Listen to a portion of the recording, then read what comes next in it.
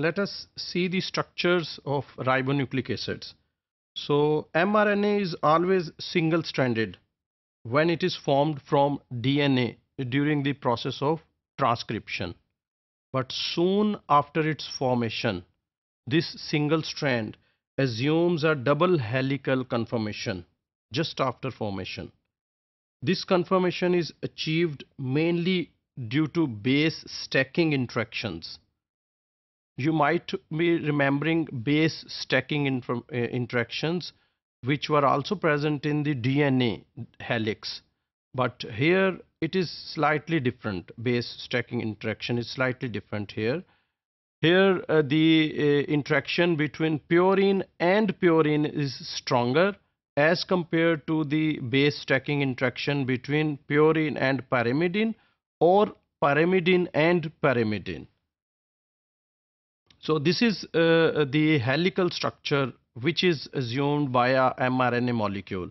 In this structure, the white line is representing the nitrogenous bases, while this green line representing the backbone consisting of ribose sugars and phosphoric acids. So this is a single stranded helical structure in contrast to the double helical structure of DNA, where two strands are helically coiled around an imaginary axis, but here only single strand is coiled around an imaginary axis and it forms a helix. In the structure, some self-complementary sequences may occur in RNA molecules, and these self-complementary sequences may produce more complex structures. So RNA can base pair with complementary regions of either RNA of the same or of the other or DNA of molecules. RNA has no any regular secondary structure that serves as a reference point. As you know, in case of DNA, it is double helical structure, which is a reference structure.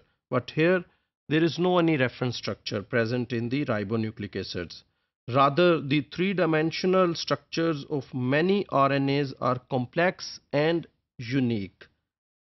Breaks in the helix caused by mismatched or unmatched bases in one or both strands are common, and these breaks result in bulges or internal loops. It means in a RNA molecule there are complementary regions, but there are also breaks where one strand is not complementary to the other.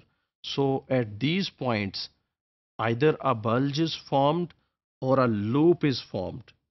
Similarly, another type of loop, which is called hairpin loop, it may form between nearby self-complementary sequences. So this can be clear by this illustration. In this illustration, you can see a number of secondary structures assumed by the ribonucleic acids. For example, here you can see this is hairpin loop, and this is internal loop.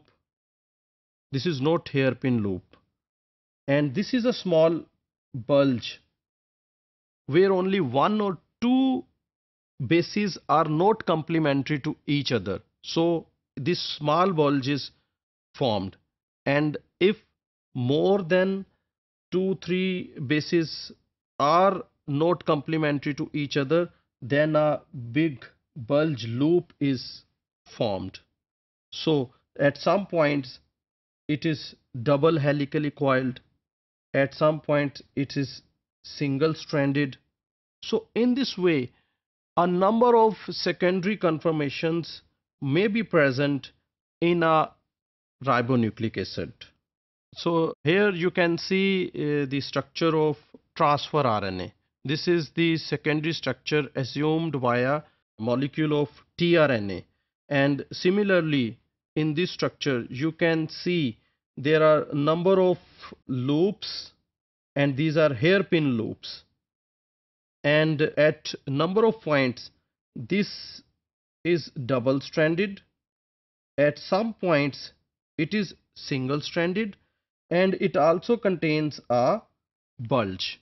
So this is the secondary structure of a tRNA molecule.